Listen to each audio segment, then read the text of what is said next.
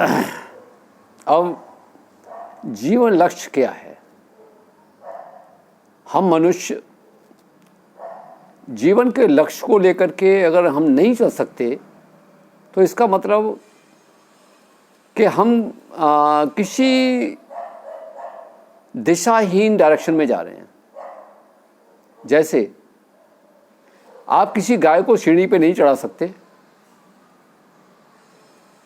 अब जब गाय सीढ़ी पे नहीं चढ़ सकती का मतलब कि वो दिशाहीन है, उसको लक्ष्य ही नहीं है। मनुष्य इसीलिए सीढ़ी पे चढ़ता है कि उसका लक्ष्य है कि मुझे आगे बढ़ना है। तो लक्ष्य किसी जीवन के में कुछ भी हमको पाना है, कुछ भी हमको करना है, चाहे सोशल सर्विस करनी है या सोशल में कुछ बदलाव लेके आने हैं या हमें कुछ चैरिटी करनी है, तो हमारा लक्ष्य निर्धारित होना चाहिए। अब लक्ष्य की बात अगर यहाँ आती है तो लक्ष्य पे हम एक चीज़ को और देखते हैं कि लक्ष्य हमारे हर इंडिविजुअल को देखो, उसके अलग अलग स्टैंडर्ड के लक्ष्य होंगे। क्यों?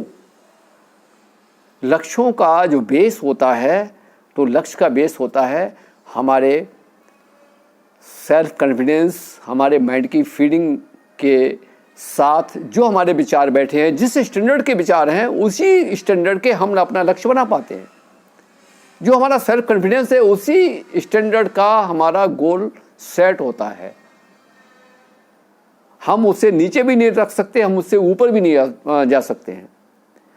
तो सबसे पहली चीज़ ये आती है हमारे लक्ष्य के साथ में कि हमें अपने लक्ष्य को कई भागों में बांटना पड़ेगा। लॉन्ग टर्म लक्ष्य, long term goal. Long term के मीन्स 10 साल बाद आप क्या बनना चाहते हैं, 20 साल बाद आप क्या बनना चाहते हैं, 5 साल बाद आप क्या बनना चाहते हैं, किस रूप में आप अपने आप को देखना चाहते हैं। उस चीज़ को आपका एक विजन होना चाहिए कि मैं 5 साल बाद इस रूप में अपने आप को देखना चाहता हूँ, समाज मुझे इस रूप में मुझे देखे, या 10 साल बाद समाज मुझे इस रूप में देखे। ये आपको अपनी लक्ष्य अभी से निर्धारित करने पड़ेंगे, सेट करना पड़ेगा अपने आप को। और अपने आप को अगर आपने सेट कर लिया तो आपका माइंड उसी डायरेक्शन में वर्क करना स्टार्ट करेगा।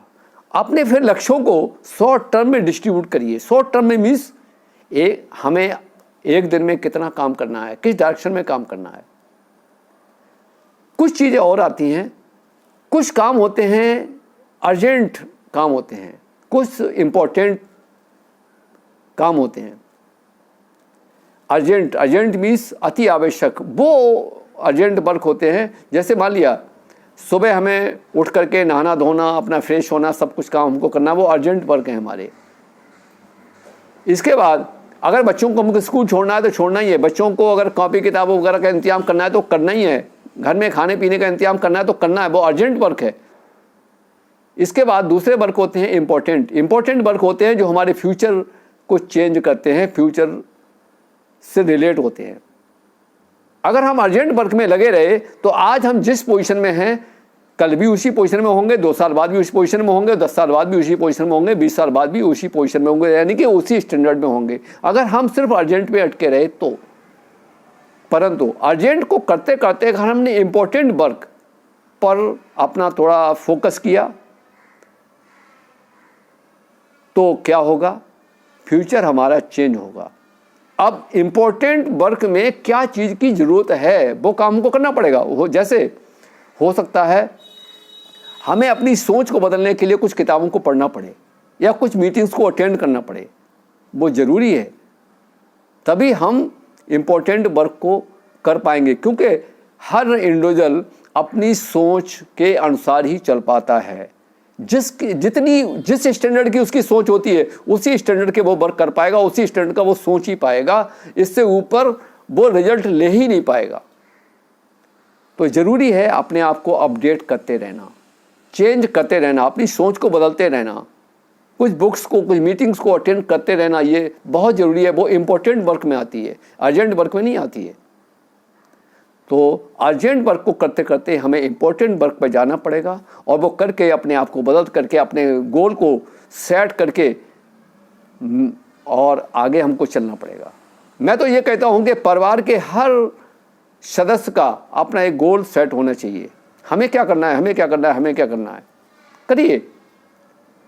और अपन को शॉर्ट टर्म से लेकर के लॉन्ग टर्म तक के गोल तक अपने आप को डिस्ट्रीब्यूट करिए और उनको रिटन में रखिए। क्योंकि रिटन में अगर आप रखेंगे और डेट वाइज रखेंगे और टाइम बाउंड करके अगर रखेंगे तो आपका माइंड उसी डायरेक्शन में काम करेगा, और काम करेगा तो आप उसको अचीव कर लेंगे। ये बहुत ही ज़रूरी है आपके लिए। Thank you.